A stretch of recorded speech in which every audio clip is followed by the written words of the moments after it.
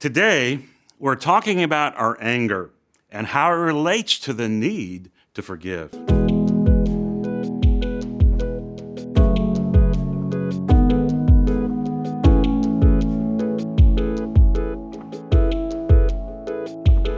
I'm Dr. B, and I want you to fully enjoy life and experience the freedom that God desires for you and those around you. Anger is something every person deals with, but honestly, is an emotion that is misunderstood. According to Webster's New World Dictionary, anger is defined as a feeling of displeasure resulting from injury, mistreatment, and opposition, and usually showing itself in a desire to fight back at the supposed cause of this feeling. In my opinion, this is a great definition of what anger truly is. There's two main characteristics of anger. One, anger is a normal emotion we feel as humans. Second, anger requires a response. Now, all of us get angry now and then. As Christians, we have biblical mandates as it relates to our anger. James 1:19 says, "My dear brothers and sisters, take note of this. Everyone should be quick to listen, slow to speak, and slow to become angry." On the other end of the spectrum, we as Christians are required to love. 1 Corinthians 13:4 tells us that love is patient and love is kind. And we all know that love takes time to develop and mature. Anger is an immediate behavior. When you think about it, you don't have to teach your child how to become angry. So many do not learn, though, how to love. In fact, they try to change everything with anger. When things do not go right at work, many who are the boss will yell to get the work done. Also in marriage, spouses often yell in anger to correct their spouse. Anger is different than most of the emotions we deal with. Anger really demands a response. When you think about it, anger is neither good nor bad. How we deal with the anger determines our character. Now, you've heard of the expression fight, flight, or freeze. When people get angry, things happen psychologically and physically. When you get angry, your heart beats faster, your muscles get tense. You also have an increased amount of adrenaline, which gives the body a quick burst of energy. Well, that energy has to be directed somewhere. We can fight the person that made us angry. We can escape and run, which is flight. Or we can simply freeze and not do anything out of fear. Now, these are normal human responses to threats.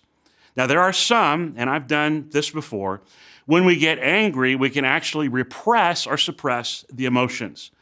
When we do that, the anger does not disappear, it simply turns inward. Now, seriously, unresolved anger has a distressing impact on us. It can affect us physically, mentally, emotionally, and even spiritually. The Bible's very clear about how to deal with the anger. Ephesians 4:26 and 27, again, "In your anger do not sin. Do not let the sun go down while you're still angry, and do not give the devil a foothold." It explains that anger is really a natural human emotion. It says in your anger.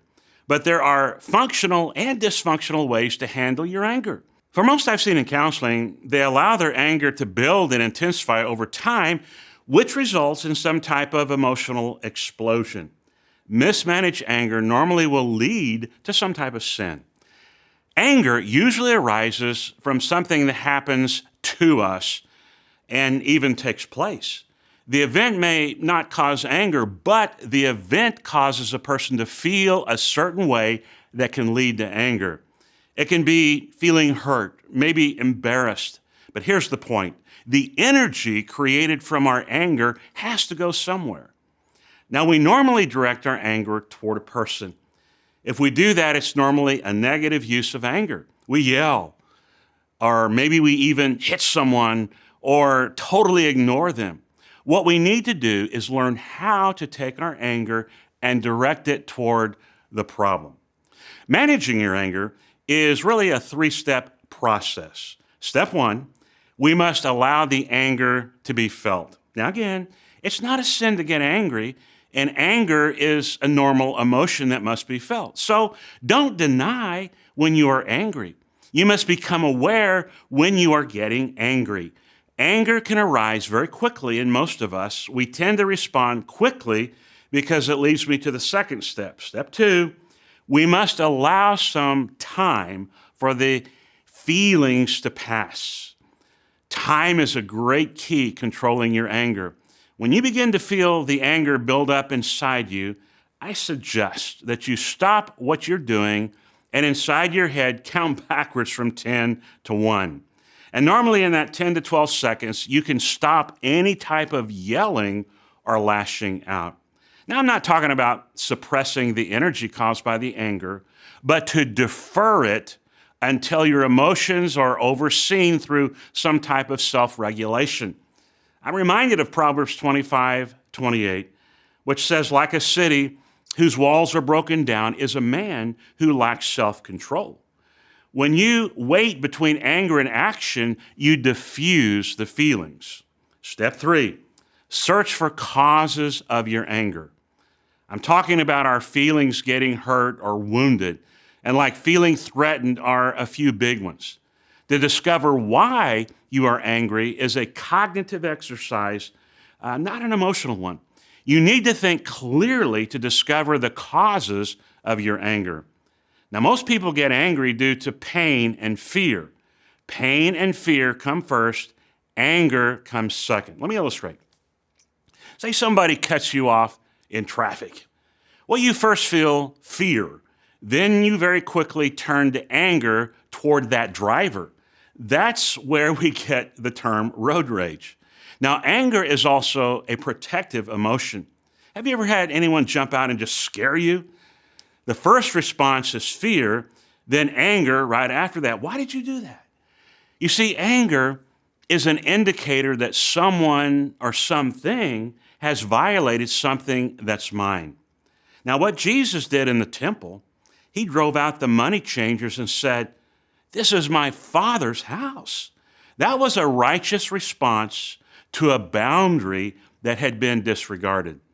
If someone breaks in my house with intent to harm my family, I will deal with the fear first and then anger, which will lead me to protection, which is my right. You know, James 1:19 through 20 says, again, everyone should be quick to listen, slow to speak, and slow to become angry, for a man's anger does not bring about the righteousness of God. When we forgive, we must make a conscious choice, a decision to possibly live my life with the consequences of the sin against me and decide not to lay that charge on them any longer. When we choose to forgive and actually do it, something great happens.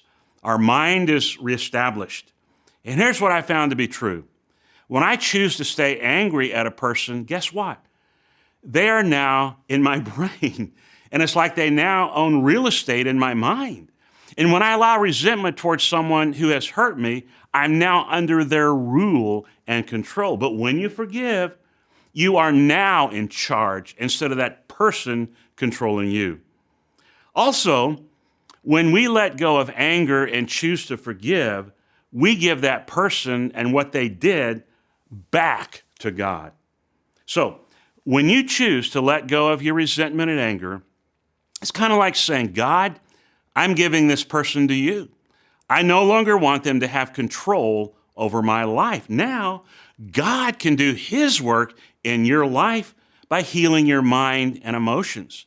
Like I said before, Jesus not only died for the sins you committed, he died for the sins committed against you. The prophet Isaiah tells us about what God does through his Son. He bore our sorrow, our grief, and our pain. Now, here's what will happen to you next. When you are healed from what someone did to you, the fear and the pain can be released to God. Since anger is a secondary emotion, anger will also disappear, and what is left would be transparent relationships. We can see the truth, and the truth sets us free. So here's what forgiveness looks like. God, I choose to forgive. Then you fill in the blank for the things they did to me or didn't do. I choose to live with these consequences, and I no longer blame them. You know, we counsel women who've been raped or are sexually abused. And for most of the women, the most challenging part of the counseling process is to forgive. They must forgive their offender to receive healing, and honestly, that's tough. And there are times they have to keep saying, "It hurts again, Father.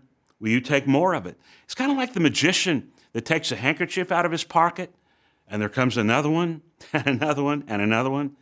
There may be times we have to keep coming back to God, asking Him to take more and more of the hurt and pain. Make that decision to forgive. Let God work out the details and the deep places in your heart. That's forgiveness. Now, I would say there's someone, maybe several people, that you need to forgive. Choose to forgive them now, then give them to God.